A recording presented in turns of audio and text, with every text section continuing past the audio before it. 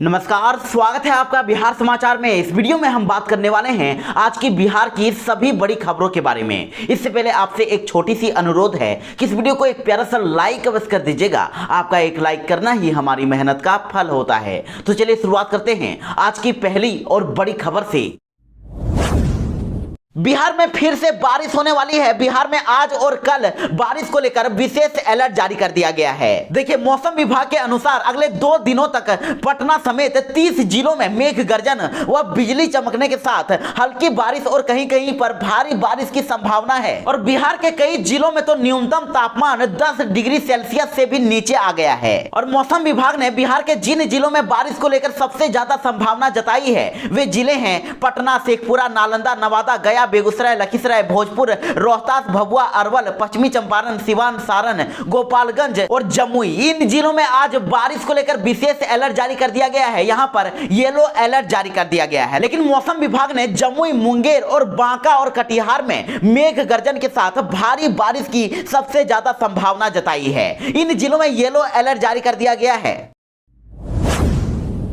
बिहार में लगातार जहरीली शराब पीने के कारण लोगों की मौतें हो रही है और इधर मुख्यमंत्री नीतीश कुमार विपक्ष के निशाने पर हैं। बिहार में जहरीली शराब से मौत पर एक तो मुख्यमंत्री नीतीश कुमार घिर रहे हैं और मद निषेध मंत्री सफाई तक दे रहे हैं। तो वहीं देखिए, नीतीश कुमार के ही विधायक उल्टा सीधा बयान देकर उनकी मुश्किलें और बढ़ा रहे हैं। पहले तो जदयू के एक पूर्व विधायक और नीतीश कुमार के चहेते श्याम बहादुर ने पियक्कड़ सम्मेलन बुलाने की बात कर दी है। तो वहीं अब नवगछिया से जदयू एमएलए गोपाल मंडल का एक शर्मनाक बयान सामने आ गया है। गोपाल मंडल ने कह दिया है कि नीतीश कुमार ने तो मना कर ही दिया है, तब भी लोग नकली दारू बनाकर पी रहे हैं। लोग पीते ही हैं मरने के लिए। लोग मरेंगे तो जगह भी तो खाली होगी। पीकर लोग अगर ऐसे ही मरते रहेंगे तो जनसंख्या कम हो जाएगी, अच्छा ही रहेगा। उन्होंने कह दिया कि नीतीश कुमार जब बार बार मना कर रहे हैं तो लोग दारू बनाकर क्यों पी रहे हैं। एक तरफ जहां जहरीली शराब से लगातार लोगों की मौतें हो रही है, तो ऐसे में अब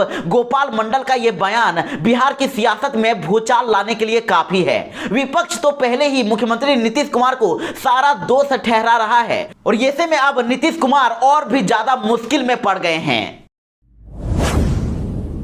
तो इधर अनंत सिंह ने अब मांझी और सहनी पर हमला बोल दिया है। साथ ही उन्होंने नीतीश कुमार को कह दिया है कि वो चोर दरवाजे से आए हुए हैं। जी हां, मोकामा से आरजेडी विधायक अनंत सिंह की पेशी कल एमपी एमएलए कोर्ट में हुई है और इस दौरान उन्होंने मीडिया से बातचीत की है। आरजेडी के बाहुबली नेता अनंत सिंह ने बड़ा बयान दे दिया है। उन्होंने कह दिया है कि उत्तर प्रदेश में चुनाव के बाद बिहार में फैसला हो जाएगा।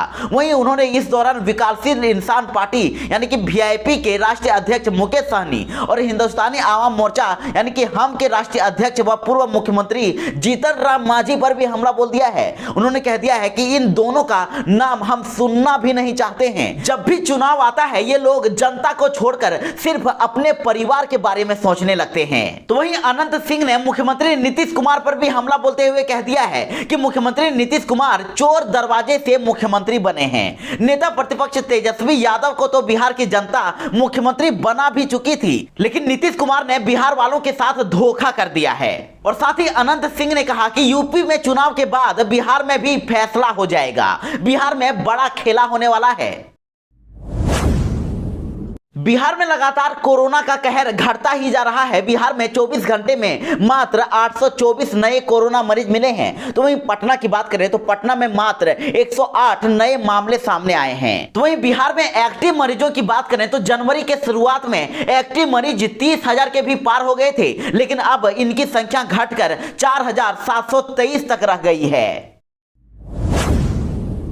बिहार में स्कूल खुलने वाले हैं। बिहार में 7 फरवरी से पूरी क्षमता के साथ स्कूलों को खोल दिया जाएगा और इसको लेकर खुद शिक्षा मंत्री विजय कुमार चौधरी ने ऐलान कर दिया है। शिक्षा मंत्री विजय कुमार चौधरी ने कह दिया है कि बिहार में कोरोना संक्रमण की रफ्तार में काफी कमी आ गई है, इसलिए बिहार में 7 फरवरी से सरकारी और निजी स्कूल खुल जाएंगे। और सबसे बड़ी बात तो यह है कि पूरी क्षमता के साथ इन स्कूल, कॉलेज और कोचिंग संस्थानों को खोल दिया जाएगा। तो ऐसे में एक बार फिर से ऑफलाइन कक्षा की व्यवस्था फिर से बहाल हो जाएगी। और साथ ही शिक्षा मंत्री ने यह भी स्पष्ट कर दिया है कि इसका अंतिम निर्णय आपदा प्रबंधन समूह की बैठक में लिया जाएगा, जिसकी बैठक बहुत ही जल्द होने वाली है। लेकिन स्कूल, कॉलेज, विश्वविद्यालय या कोचिंग संस्थान के कर्मचारियों को इसका विशेष ख्याल रखना होगा।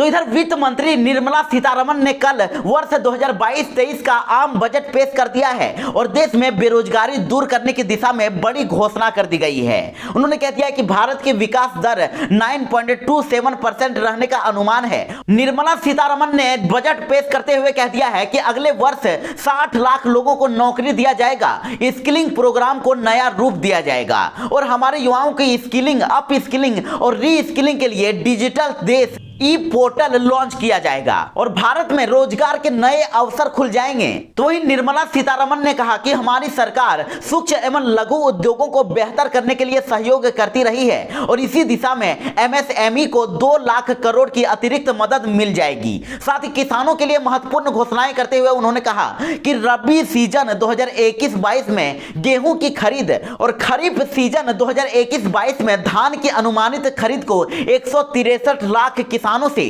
1208 लाख मीट्रिक टन गेहूं और धान का कवर किया जाएगा और साथ ही 2,37,000 करोड़ रुपए के एमएसपी मूल्य का सीधा भुगतान हो जाएगा। यानी कि इस बजट 2022 में बेरोजगारी दूर करने की बड़ी पहल की गई है और साथ ही 60 लाख लोगों को इसमें नौकरी भी मिल जाएगी। किसान और कौशल विकास की भी बड़ी घोषणाएं कर दी गई है।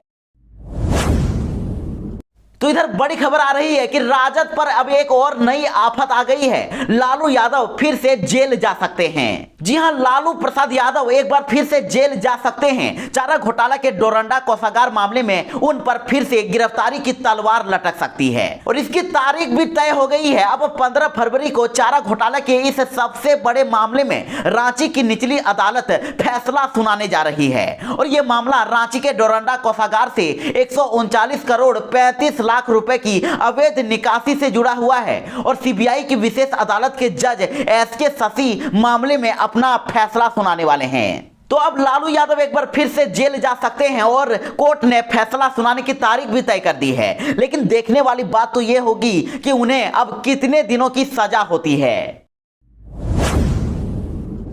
सरस्वती पूजा को लेकर नई गाइडलाइन आ गई है। अब सार्वजनिक स्थलों पर सरस्वती पूजा मनाने से मना कर दिया गया है। डीजे बजाने और जुलूस निकालने पर भी रोक लगा दी गई है और ये खबर पटना से आ रही है। पटना समाहरणालय ने जिला प्रशासन की बैठक में कई बड़े फैसले ले लिए हैं। सरस्वती पूजा को लेकर प्रशासन की तरफ से एक नई गाइडलाइन भी जारी कर दी गई है, जिसके तहत पटना में सरस्वती पूजा पर पूरी तरह से रोक नहीं लगाई गई है, बल्कि जिला प्रशासन से अनुमति लेकर छोटे स्तर पर पूजा की जा सकती है। तो वहीं स्कूल और कॉलेज में भी सरस्वती पूजा की अनुमति नहीं दी गई है। तो वहीं सरस्वती पूजा के दौरान जुलूस निकालने और डीजे बजाने पर भी रोक लगा दिया गया है और प्रतिमा का विसर्जन कृत्रिम तालाबों में ही करने को कहा गया है। गंगा नदी में मूर्ति विसर्जन नहीं किया जाएगा। बिहार के सरकारी कर्मचारियों के लिए बड़ी खबर आ रही है। अब सरकारी कर्मियों को नीतीश सरकार प्रमोशन देने वाली है। जी हां, बिहार में लंबे अरसे से प्रमोशन का इंतजार कर रहे राज्य सरकार के अधिकारी और कर्मियों को अब ज्यादा इंतजार नहीं करना होगा। सुप्रीम कोर्ट के आदेश के बाद अब बिहार में सभी अधिकारियों और कर्मियों को प्रमोशन देने की कवायद शुरू कर दी गई है और सोमवार को ही इस बाबत सरकार ने बैठक की है। आपको बता दें कि प्रमोशन के मामले में सुप्रीम कोर्ट ने 28 जनवरी को अपना आदेश पारित किया था और आदेश के बाद राज्यों में प्रमोशन की कार्यवाही जो लंबे अरसे से रुकी पड़ी थी उसको लेकर कवायद शुरू हो गई है और अब जल्दी ही बिहार के सरकारी कर्मियों को प्रमोशन मिल जाएगा।